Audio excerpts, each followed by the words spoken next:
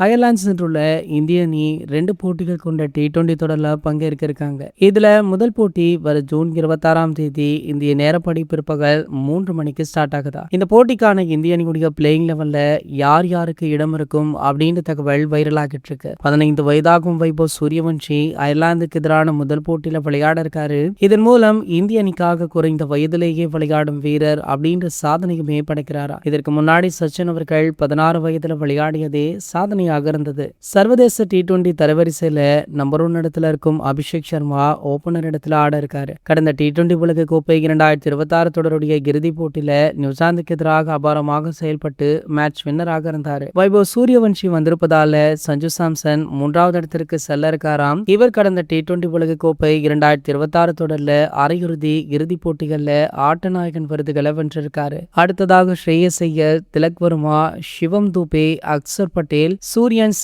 ஷெட்ஜே, ஹர்ஷித் ராணா, ஹர்ஷதீப் சிங் அப்படின்னு இந்த 11 அணி தான் இந்தியாவுடைய முதல் அயர்லாந்து T20 போட்டியில விளையாட இருக்காங்க. சோ ஒரு பலம் வாய்ந்த அணியை கொண்டு போறாங்க. கண்டிப்பாக அயர்லாந்து தாக்கு பிடிப்பாங்களா அப்படின்றத வெயிட் பண்ணி பார்க்கணும். அவங்களுமே சலிச்சவர்கள் இல்ல.